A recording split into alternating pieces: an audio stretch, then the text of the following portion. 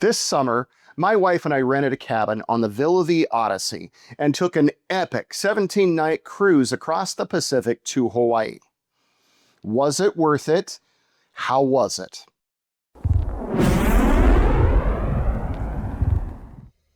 Hi, I'm Bill with Wandering Highlanders. In this episode, I'm going to show you what life was like on the crossing, sort of a day-in-the-life view. The Villa Vie Odyssey is a relatively new startup venture residential cruise ship. You can buy a cabin, called a villa here, or you can rent it for a segment or period of time. We rented a villa from an owner via a website called Villa V Rentals, and we boarded in La Paz, Mexico. We then sailed to Cabo San Lucas, then took 8 days to cross the Pacific. This is that story. First, why did we choose the Villa Vie Odyssey? See, I've been a fanboy, obsessing over the Villa Vie Odyssey for well over a year or around a year before we got on the ship. Ever since I heard about its story, they were in Belfast and I was hooked. For me, working a government job, looking forward to retirement in a few years, it was the perfect SMART goal. Specific, measurable, all that stuff, right? It was time-based. It was everything that I needed to focus on getting ready for retirement. So I figured if I could be ready to live on board the Villa Vie Odyssey, we might be set up for a pretty cool retirement. But I had to find out if it was right for us. Why is this important? Why was it important to me? See, way back in the day, back in the 90s, I was a steely-eyed killer of the deep, a fast attack submariner serving at Pearl Harbor. I've done 2 Westpacks, I've done an Eastpack, which are Western Pacific deployments, and I've done Eastern Pacific deployments to the West Coast of the United States. I've been across the Pacific multiple times, underwater. I've never spent much time on the surface, literally in the matter of minutes. So when I was able to get a chance to go on the Odyssey, the timing was right, and I had gotten laid off or retired early thanks to Doge, it was a total win. The timing was perfect, all the circles overlap, we were going. Also, just as a point, we had lived full-time in RVs for 4 years. 4 winters in Colorado. We lived in RVs, we got experience with that. So we're accustomed to small spaces, we're accustomed to moving from point to point. You're going to see a lot of overlap between RV life and long-term cruise ship life. And we've been debating for quite some time, I might add. We've been debating for some time, what are we going to do in retirement life? Are we going to do an RV life? Then I found this cruise life. Maybe this will work. Maybe a bit of both. We don't know. Okay? We have a lot of wanderlust. We're used to living non-traditionally. We're used to not having a sticks and bricks house. All of this fits the Villa Vie Odyssey lifestyle pretty darn well. But we had to see if it was right for us. And because my day job for the government was to make videos, I made onboarding training, recurring training, that sort of thing. I'm used to making content, but for a .gov. I created this channel to document that trip, convert my video making skills over from .gov to content creator. And in essence, this series is both my portfolio and my entry into what I like to call career number 4. So without further ado, let's take a dive into the crossing and see what a typical day was like on the Villa Vie Odyssey. Let's head out. We're going to start a day in the life on the Villa Vie Odyssey at sea. Come on board, come with us.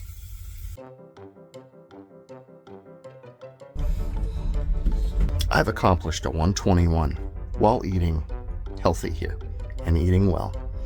So people ask, can you eat healthy even with all this good food? The answer is so far, yes. All right, so before we head out the door to start our wonderful breakfast, a couple things that I want to pass along that are some lessons learned. Before you go to bed, top off your water bottles. You've got good drinkable water, good filtered water. Before you go down to sleep. We didn't. Dinner was a mite bit salty, and oh, it was excellent though. Oh my, But, come 4 o'clock in the morning, I wake up and I'm like, I really need a drink. So I went, up topside, up to deck 5, grab myself some water, that sort of thing. So just learn from my mistakes. Okay? Here's the other thing I want to pass along that's a really good survival tactic. In the Navy, we would say a place for everything and everything in its place. So just inside our door, I've got a hook with the most important things for me for my day that I need as soon as I leave my cabin. So I've got my golf cap, keep the sun off my face, bone conduction headphones so I can listen to tunes without annoying people. And then the most important thing is your ship's badge. And that's your key card to your door. It's got your muster station, all of that. I bought the lanyard here at the ship store. We have the desk, punch a hole in it. So now I've got my badge, my card everywhere I go. And of course you got to have your shades because, you know, we are halfway to Hawaii and the sun is coming out. So let's get ourselves on the road to breakfast. Oh, dude, is that like a fourth wall within a fourth wall within a fourth wall? Just saying.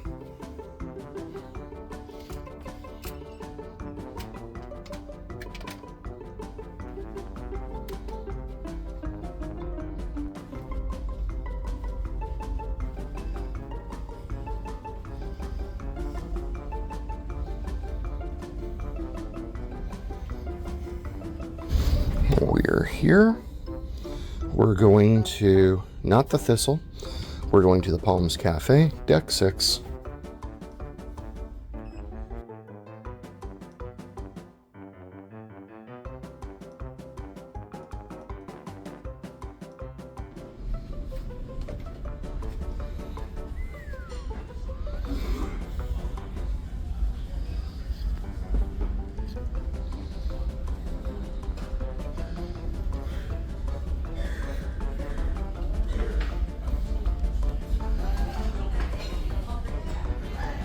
Full English breakfast. Oh, yum. Okay. Here, you'll see some of our typical breakfasts. Oh, real donuts today. We got a good mix of proteins, yogurts, fresh fruits.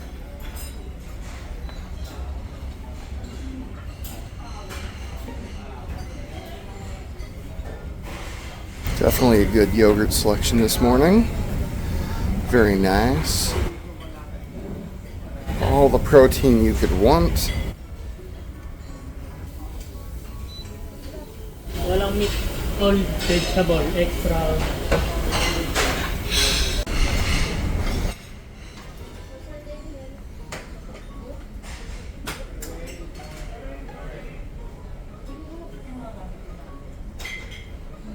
Sometimes we indulge in fresh baked pastries. And oh, did I get a lot of omelets. And then my favorite, the coffee machine. It took a bit of getting used to, but I mastered it pretty quickly. There was almost always a line here when things were busy, but it was worth it.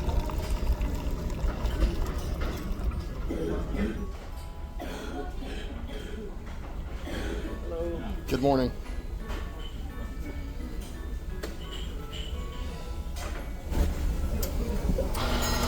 I love these machines. I love them too. I just want to hug them and kiss them. Mm-hmm.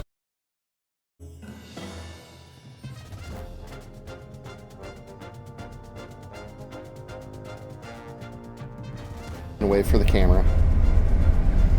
Smile and wave.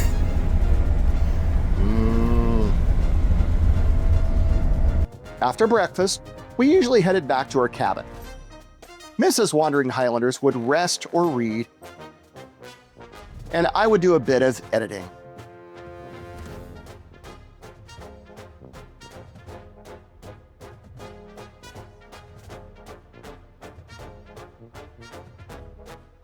Then we'd top off our water bottles and go for a stroll topside Deck 5.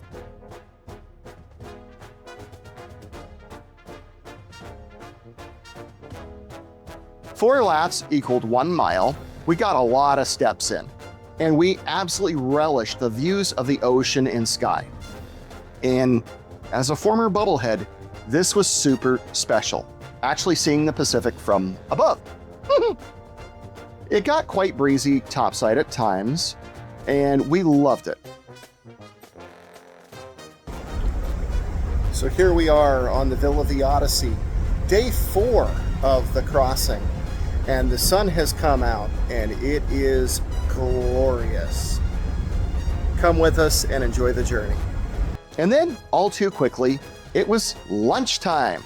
Your day is run by meal times. Because she's a small ship, there isn't 24/7 food. So you don't want to miss the meal hours. You set your clock by them.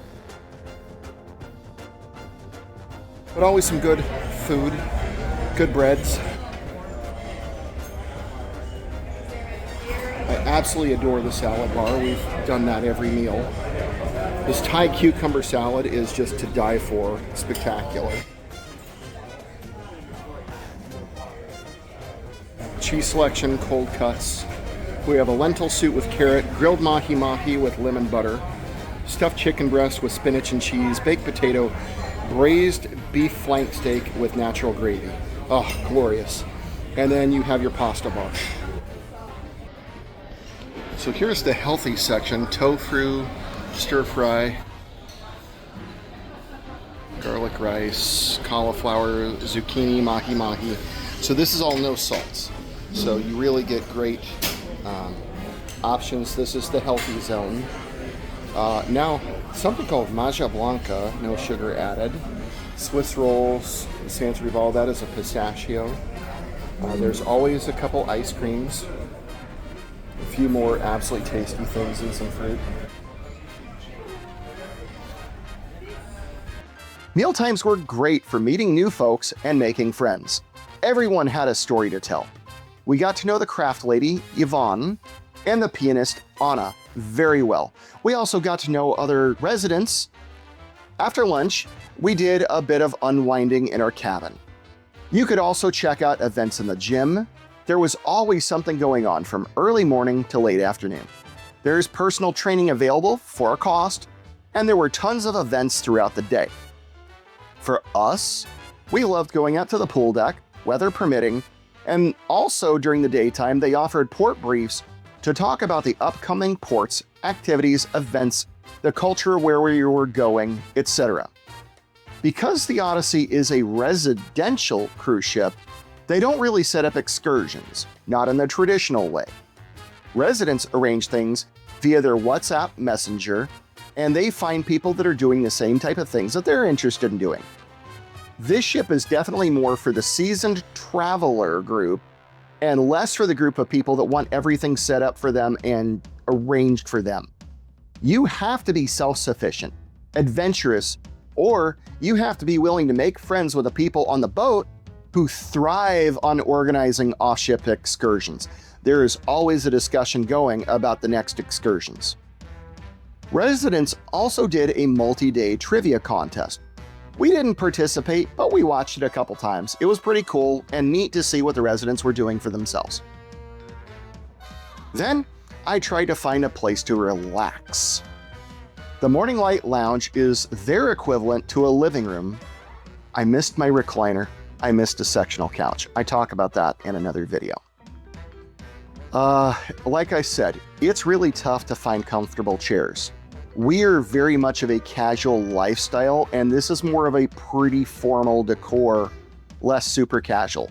And I found out that that didn't mix with their culture there because I was scolded on WhatsApp for putting my feet up on that end table. Dope! Yep, so I found my way to the top deck couches where I could relax my way. Ship's got its own culture. So be it. After a good rest, we would go for a few more laps around the ship, often ending at the stern, watching the wake. Beautiful.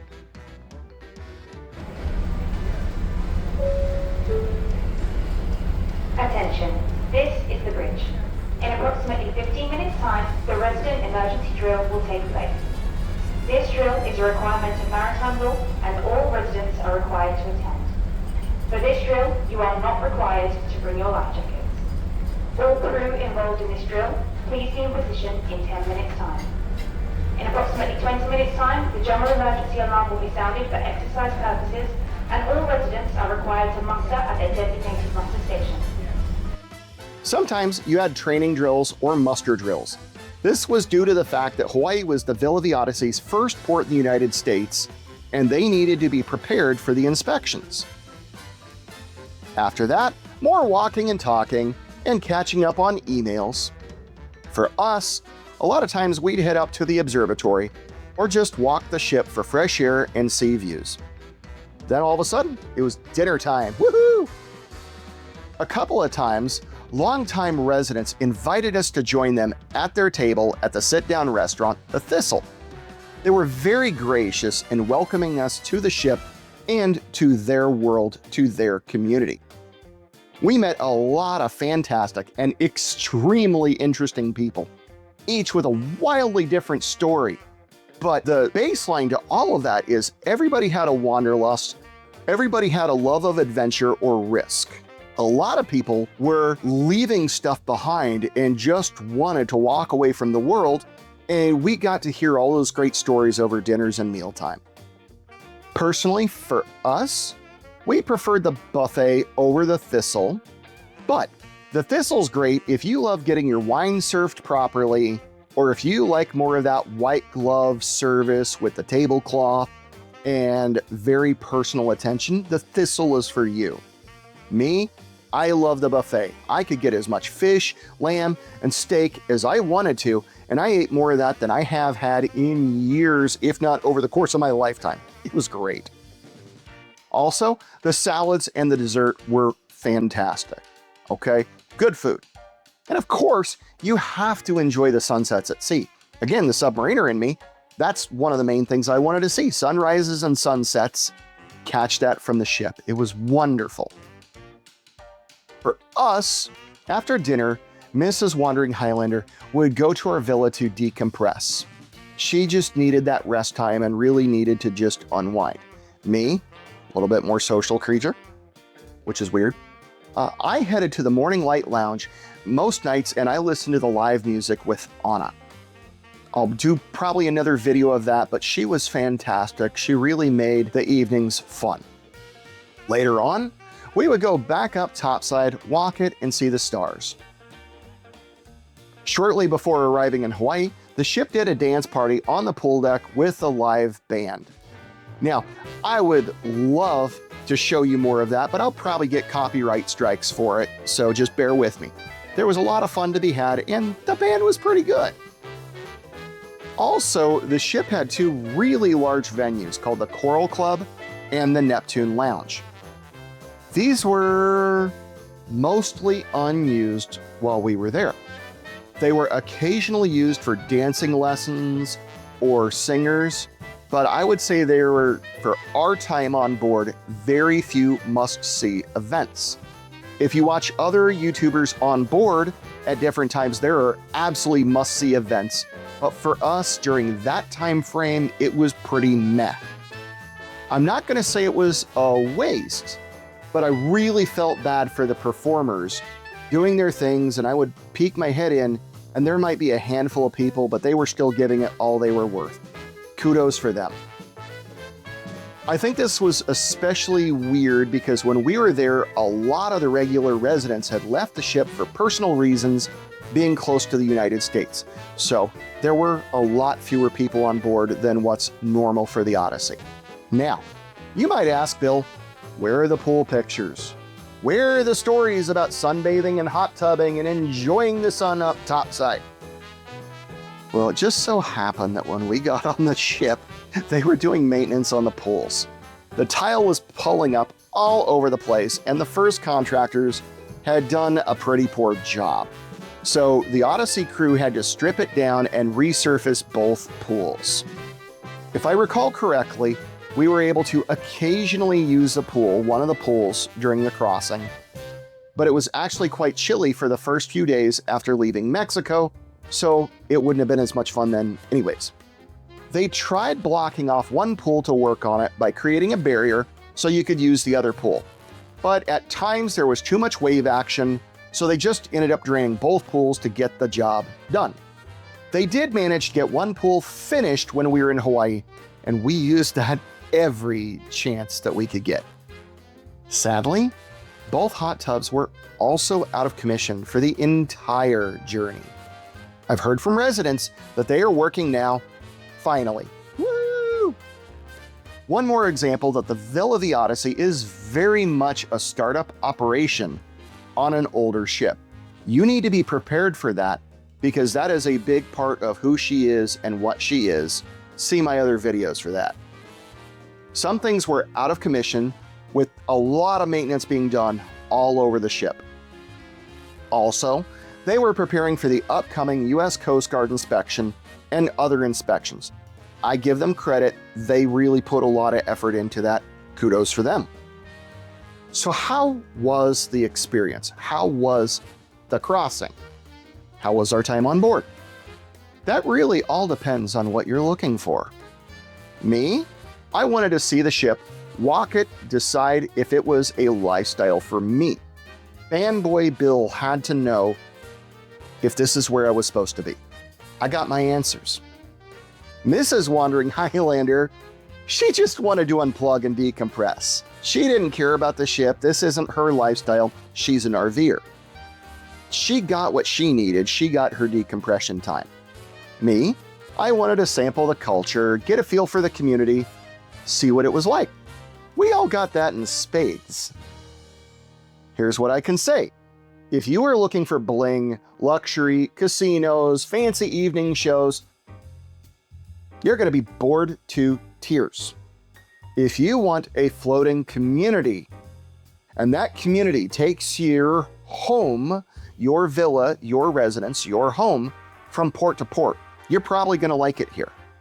If you want to escape the real world, leave it all behind, leave your problems behind and get on board, unpack once and see the world, this is probably for you. For me, it's a lot like RVing. You unpack once, you have your own place to live, your own sanctuary. They just do all the cooking for you and all the cleaning and all that stuff. Okay? It's a lot like sea cruising. Well, RVing is land cruising. This is sea cruising. There are a lot of similarities. Here, you take the people with you as you travel the world. I will say that I'm going to dig deeper into the similarities between full-time RVing and living on a residential cruise ship. I'm going to talk about that more in future videos. I think there's a lot to discuss there later. So, the boat. Did we get seasick? How was it on the crossing? It was stable as all get out. No seasickness. It was wonderful. The only time it got energetic was between each Hawaiian island, and then it got a little dicey. Well, not dicey. It just got... we moved a bit. So, how is the lifestyle really? In a word, sedate. It's kind of like a retirement home at the sea. But honestly, even looking at my metrics and my analytics of people that are watching this video, this is meant for retirement age. This is not really meant for those younger folks, right? So when you think about sort of semi-retired life, active retired life, what are you going to see? You're going to see card games in the library, sometimes board games. You're going to have people enjoying drinks at the bars, enjoying the morning light lounge, gathering with their community in that communal atmosphere. Or you're going to have people going home, watching their TV shows in their room and decompressing that way. There were also definite micro-communities that have formed amongst the residents. Find your own community within there. You're going to make some great friends. It is so hard to say if we got a fully accurate view of the ship because there were so many full-time residents that skipped the crossing, skipped Hawaii, because they were back in the States, seeing family, doing medical procedures, etc. The ship was maybe half full at best. Please know, this does skew our perspective, okay? Another question, would I do another Pacific crossing or another long cruise? Absolutely, I would. Me, I prefer a higher sea day to port day ratio. Give me a pool, a hot tub, and sunshine, and I'm happy. Okay? If I were to do this full time, I think I would skip some ports, just sit on the boat while everybody's off at port and just enjoy the fact that it's vacant, right? No problem. At my age, at my point of life, I don't need slides and kiddie pools. I just want to unwind and unplug. If the pools and hot tub were working, it would have been fan-freaking-tastic. As it was, I was very disappointed that I couldn't float my days away. When the pools were working, they were great. I love saltwater pools. They were warm, they were inviting. I love to just float away. But you do have to know, especially if you're a seasoned cruiser, the ship-provided activities are lackluster. But I think that is either A, the residents don't want more, B, the ship can't afford more, or C, it's intentional. Your guess is as good as mine. There is also a lot of wasted square footage on board, and the ship's occupancy doesn't give you enough what I would call critical mass for larger things, better events. This ship is their home. It's not a vacation for them. It's not a holiday. This is their lifestyle. Therefore, on board, there is not a need for bigger, flashier activity shows, evening shows, anything like that. You just need to know that going in, or that might steer you away. Your mileage may vary depending on what it is that you're looking for in a cruise, in a vacation, or in especially a lifestyle. The appeal of the Villa Vie Odyssey is that you unpack once, you let the ship take you around the world. You can unplug, leave all of that normal land-based, house-based worries goodbye. It's a home that takes you to the world, not leaving your home to see the world. This is for people that want to have their needs met, their food made, their cabins cleaned, all of those needs taken care of, and they trade their normal at-home lifestyle for endless horizons, endless new ports, for as long as they're on board. For me, that is a fantastic concept. I wish them well. I hope to God that this ship and this company survives, and I hope that more are able to do what they're doing. As far as the lifestyle and the community on the Villa Vie Odyssey, it really depends, again, on what you're looking for. Do you want a vacation or do you want a lifestyle? This is great for some people, absolutely not great for others. For us, it was a great holiday in the British sense of the word. We were able to see that we could handle being on board for segments or stints at a time, but for us personally, we are not yet ready to either be full-time residents and we're not ready to be expats. This showed us how much work we have to do to get ready for that type of lifestyle. For those of you watching, you need to think about that. And that's a topic of past discussions and future discussions. But for us, oh my, the time at sea was wonderful. Could it have been better? Yes. Was it what we needed? Yes. And in the next episodes, we're going to be talking about our time in Hawaii, where we got to go back to where we lived, sites that we used to see all the time, and see how much the islands have changed in the last 25 years since we left Pearl. Thanks for joining us. We will see you on the journey.